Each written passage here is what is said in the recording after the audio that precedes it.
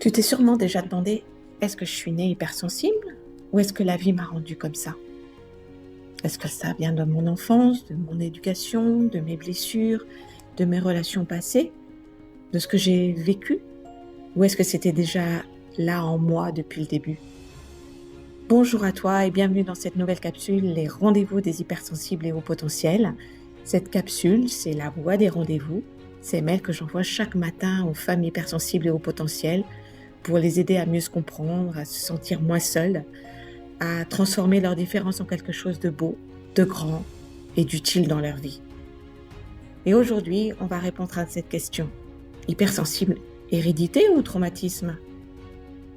Parce que beaucoup de femmes hypersensibles se demandent, est-ce que je suis née comme ça ou est-ce que je suis devenue comme ça parce que j'ai vécu certaines choses? Et la réponse est importante.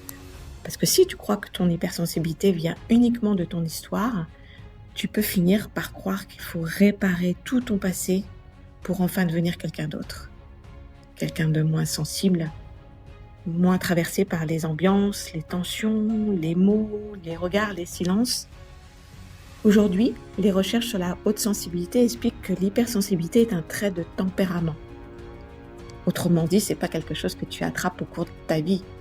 C'est une caractéristique profonde de ton fonctionnement qui se manifeste souvent très tôt. Elle correspond à une plus grande sensibilité du système nerveux central, aux stimuli internes et externes, associés à un traitement plus profond des informations. Tu n'es donc pas simplement émotive, ton système nerveux perçoit davantage de signaux, il les analyse plus finement, les intègre plus profondément et souvent sature plus vite quand l'environnement devient trop intense. Tu es plus réceptive aux stimulations, c'est-à-dire aux sons, aux lumières, aux ambiances, aux tensions, aux subtilités relationnelles, aux incohérences, aux variations d'énergie dans les lieux ou chez des personnes. C'est donc pas seulement une question d'émotion, c'est aussi une question de traitement d'information.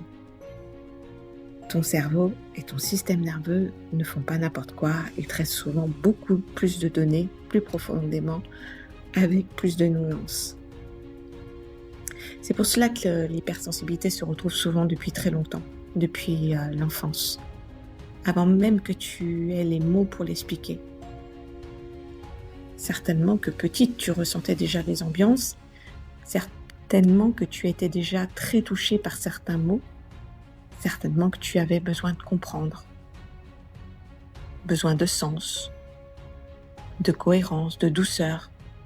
Peut-être que certains bruits, certains lieux, certaines tensions ou certaines injustices te traversaient plus fort que les autres. Et peut-être que l'on t'a pas expliqué que ce n'était pas bizarre, que ce n'était pas juste dans ta tête, que ce n'était pas une réaction inventée, mais que c'était un fonctionnement, un système nerveux plus sensible aux informations internes et externes. Et ce fonctionnement a aussi une dimension héréditaire. Autrement dit, oui, il peut y avoir un terrain familial. On peut retrouver dans une même famille plusieurs personnes avec une manière plus intense, plus fine ou plus profonde de percevoir le monde. Et très souvent, cette observation apaise beaucoup de choses. Parce que tu comprends que ton hypersensibilité ne sort pas de nulle part. Elle ne vient pas simplement d'un événement. Elle n'est pas uniquement la conséquence d'une blessure. Elle s'inscrit peut-être dans un fonctionnement familial plus large, avec une base biologique, neurologique et héréditaire.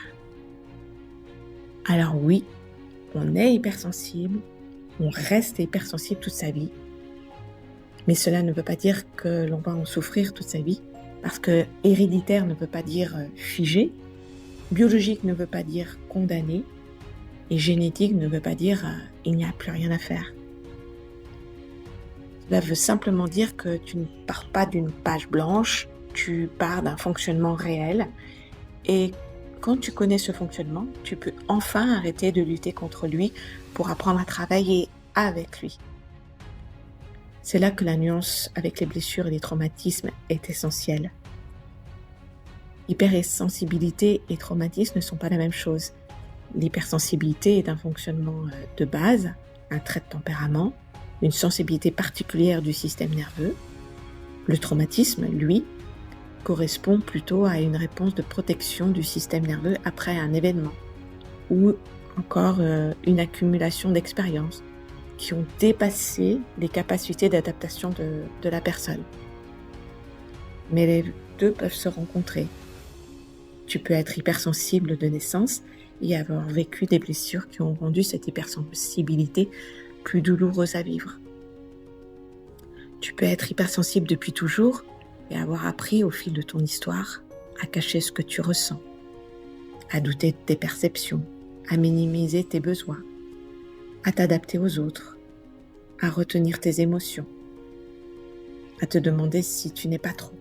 Si tu as grandi dans un environnement où ton intensité n'était pas comprise, tu as peut-être appris à la cacher. Si on a minimisé ce que tu ressentais, tu as peut-être appris à douter de ton propre ressenti. Si tu as souvent dû t'adapter aux autres, tu as peut-être perdu le contact avec ton propre rythme. Si tu t'es souvent sentie incomprise, tu as peut-être fini par croire que ton fonctionnement était un problème. Hélas, ce n'est pas seulement ton hypersensibilité qui te fait souffrir, c'est tout ce que tu as construit autour pour essayer de t'adapter, pour tenir, être accepté, ne pas déranger, ne pas être jugé. C'est pour cela que comprendre l'origine de ton hypersensibilité est utile, mais ce n'est pas suffisant. Parce que la vraie question n'est pas seulement d'où vient mon hypersensibilité, la vraie question est, maintenant que je comprends mieux mon fonctionnement, qu'est-ce que je peux faire pour ne plus en souffrir autant? Et c'est là que tu reprends le pouvoir. Tu ne peux pas changer ton câblage de départ, mais tu peux changer ton mode d'emploi. Tu peux apprendre à reconnaître ce qui te surcharge.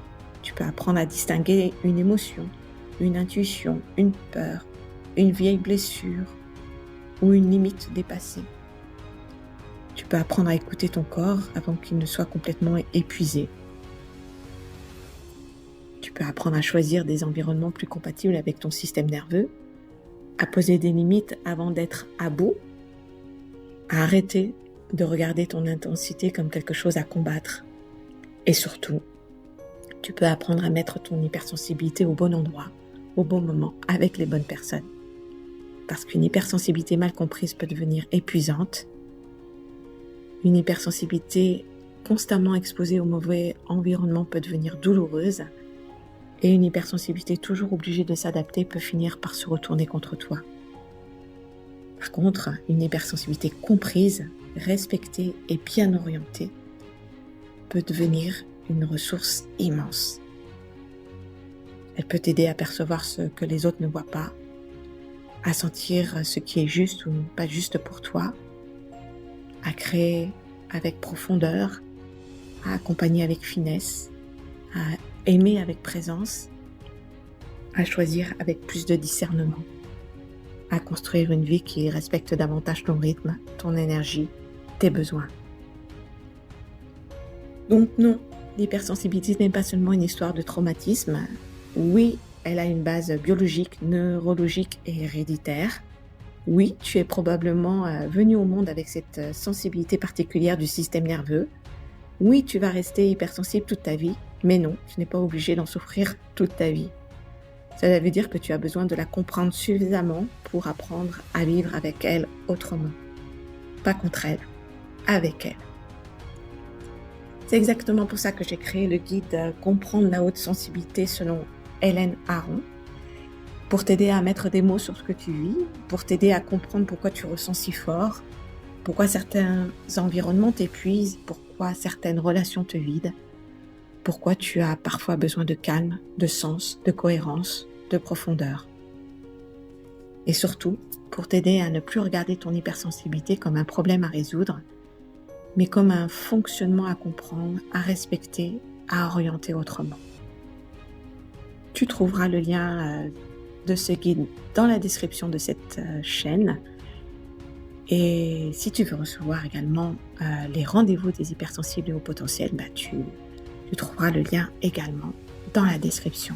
Je t'y transmets ce que j'aurais aimé qu'on me dise, moi aussi quand je ne comprenais pas mon hypersensibilité. Je te retrouve très vite dans une nouvelle capsule. D'ici là, souviens-toi, oui, tu vas rester hypersensible toute ta vie, mais non, tu n'es pas obligé d'en souffrir toute ta vie. Tu peux apprendre à la comprendre, à la respecter, à l'orienter, à la mettre au bon endroit, au bon moment, avec les bonnes personnes, pour qu'elle devienne enfin une force dans ta vie et non une souffrance.